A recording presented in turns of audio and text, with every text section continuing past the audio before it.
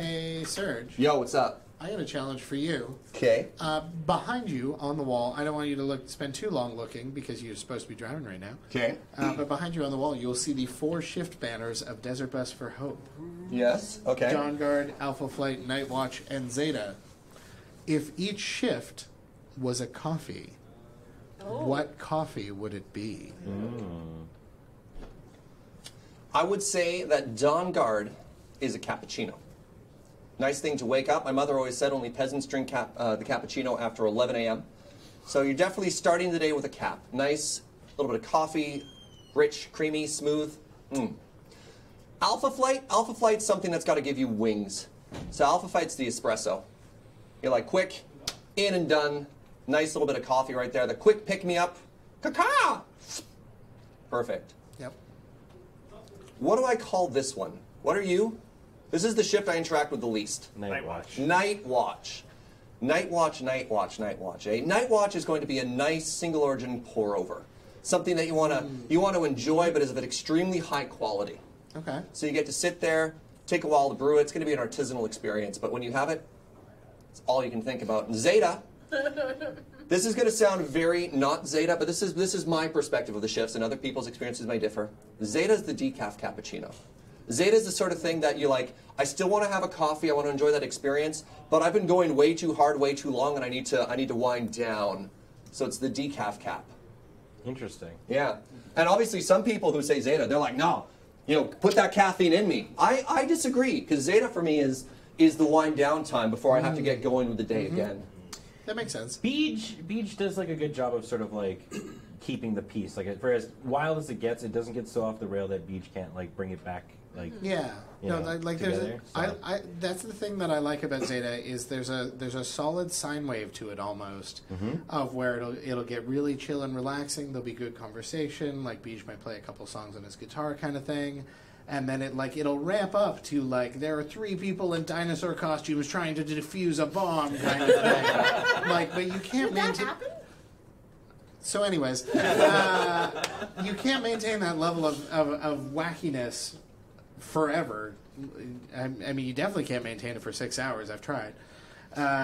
So it just comes and goes in these short little bursts that are wonderful. But there's so much of Zeta that is just chill hangouts and let's make it through the night together on this dark drive as we are experiencing right here, this dark drive right here. So Andrew, I have 2 things. Yes, please. 1, your left shoe is untied. Thank you. And 2, I've been around since Desert Bus 6 ?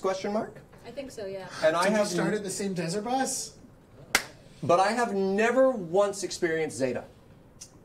Yeah, I've never been around for those hours. I don't know how or why, but it is a missing knowledge in my Desert Bus experience. So people may defer or disagree with what they, disagree is the word, not defer, with my understanding of what a Zeta is. But that in my mind is what it is. Andre's in the chat and is very upset about that. See, never once. I'm on the opposite where I started at 9 and I've never been on just regular shift during the day. This is the first time you've This is the first time I've gotten to be on during the day during Alpha Flight stuff. Typically, I am reserved to the night, and I don't see the sunshine for a week. Yeah, this is the most Ben and I have ever interacted in the Desert Bus. Same here, too. What jumps out at you is the biggest difference? Nice.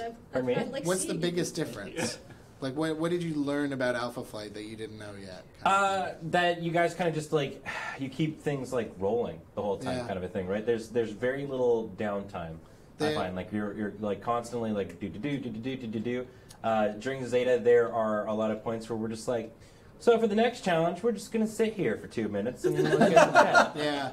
And then we'll all stare creepily into it, and maybe I'll play some sort of strange song slowed down, and it gets weird, but it's it's just sort of we can definitely get weird if we want to, but the thing about Alpha, and I think to an extent Night Watch as well, is just that there is a lot happening. There are giveaways, there are silent auctions, there are guests in the building, all kinds of stuff is happening all of the time. And Alpha Flight is a high pressure shift.